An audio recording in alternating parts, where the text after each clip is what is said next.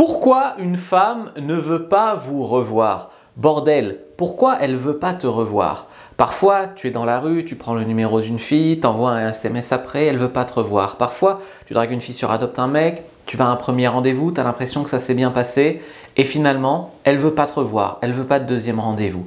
Pourquoi une femme pourrait ne pas vouloir vous revoir? Dans les faits, ça m'arrive très peu parce que en fait, je conclue souvent au premier rendez-vous. Donc soit je conclue, soit c'est moi qui ne veux pas forcément revoir la fille. Bon, des fois ça passe bien avec la fille, j'ai envie de la revoir.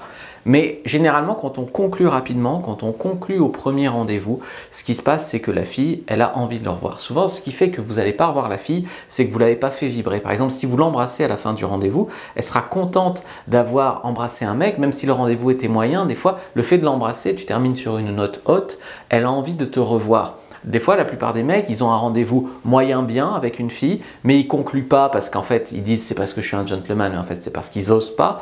À la fin, du coup, la fille, à la fin, c'est un peu mitigé. Puis quand elle rentre chez elle, bah, les émotions retombent, puis elle se dit finalement non, j'ai pas envie de le revoir. Tu vois.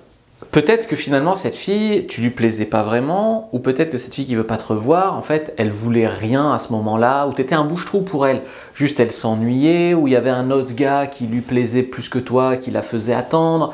Il peut y avoir plein de raisons pour lesquelles une fille peut avoir envie de rencontrer un gars, mais finalement qu'elle n'avait pas vraiment envie de sortir avec lui. Donc si le mec est pas là un petit peu en mode je sais ce que je veux et je vais agir pour l'avoir, bah, la fille, elle se laisse porter par le courant et puis il se passe rien. C'est pour ça que je dis souvent au premier rendez-vous, c'est un peu à vous de finalement d'imposer votre tempo. Après, si la fille veut pas, elle veut pas, mais on fait pas 10 rendez-vous avec une fille qui sait pas où elle a mal, tu vois. Donc à la limite, un rendez-vous, bon, on peut comprendre. 2, tu la revois, c'est parce que tu es quasiment sûr que si tu la revois, ben, ça va conclure. 3, tu es vraiment un gentleman, t'attends pour conclure 3 rendez-vous. Alors si ça fait 4, 5, 6, 7, 8, 9, nous irons dans un panier neuf, sans voir une fille, ben, ça va pas du tout, tu vois. C'est pour ça que dans ma méthode, souvent je sexualise dès le début de la conversation, enfin, que ce soit sur un site de rencontre ou que ce soit dans la vraie vie, je sexualise assez vite. Donc au début, je rassure sur ma normalité, c'est-à-dire que je fais une approche plutôt normale, puis après, très très vite, je sexualise. Je sexualise pour prendre la température en fait. Comment est-ce que la fille réagit à cette sexualisation?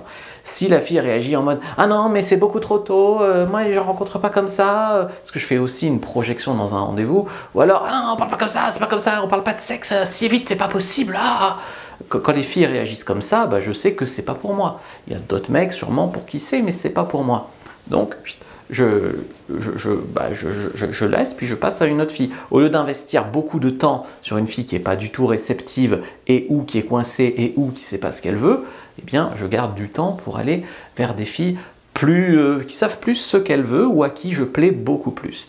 Et donc du coup, avec ce tri en amont drastique, quand j'en arrive à rencontrer une fille, bah, finalement, je conclus 9 fois sur 10. Des fois, il y a des mecs qui lui plaisent un petit peu à la fille au départ. Ils lui plaisent un peu, sauf que pendant le rendez-vous, ben, il se repose là-dessus. Il se repose sur j'ai un physique ou je sais pas, j'ai un peu d'argent, j'ai des muscles. Je sais pas. Il se repose là-dessus et ils n'arrivent pas à créer une connexion avec elle spécialement. Et en fait, il y a d'autres gars qui sont moins mignons ou quoi, mais quand ils arrivent avec une fille, ils arrivent à connecter avec elle. Il faut apprendre vraiment à créer une complicité, à être joueur, taquin, à la faire un petit peu vibrer, en fait, le temps de créer une connexion plus profonde, si tu vois ce que je veux dire, avec elle. Peut-être qu'au premier rendez-vous, tu as fait des erreurs telles que trop parler de toi, parce qu'il y a des mecs qui sont tellement intimidés par une fille que qu'est-ce qu'ils font? Ils en font des caisses, ils se vantent, ils disent « si je te parle de ma grosse voiture, tu vas me respecter ». Et du coup, la fille, elle ressent que ça va pas.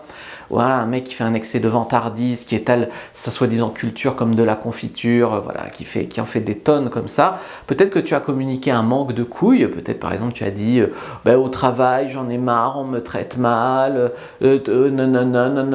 tu voulais qu'elle te plaigne, tu vois, parce que toi tu aurais plaint une fille qui t'aurait dit ça. Mais elle, finalement, elle est là en mode « mais c'est quoi ce mec qui a pas de couilles ?» Donc, tu as communiqué ça. Ou alors, tu n'as pas porté tes couilles aussi à la fin du rendez-vous à essayer de l'embrasser ou à un moment du rendez-vous à essayer de mettre un contact tactile, par exemple sur sa main, pour voir si elle est réceptive ou pas. Bref, tu n'as pas porté tes couilles, en fait, pour essayer de faire avancer l'interaction. Mais il faut bien comprendre que pour une femme, c'est très souvent plus facile de rester dans sa zone de confort, de rester dans on va faire 3 rendez-vous pour voir si on s'entend bien, ou non mais là je suis juste sur le site de rencontre pour parler à plein de mecs, je verrai plus tard si j'ai envie de rencontrer. C'est beaucoup plus facile pour une femme de rester dans sa zone de confort que de sortir, d'aller vivre des aventures en fait. Et il y a un moment où la partie de ton job, déjà c'est d'éviter les fantasmeuses, les procrastineuses, et aussi une partie de ton job, c'est d'arriver à la mettre face à ses contradictions, à lui montrer qu'avec toi, elle peut en sécurité, sans jugement, avec discrétion, vivre des belles aventures qui valent le coup, hein, sexuellement, que tu as un bon coup, tout ça, mais que finalement aussi la mettre face à ses contradictions.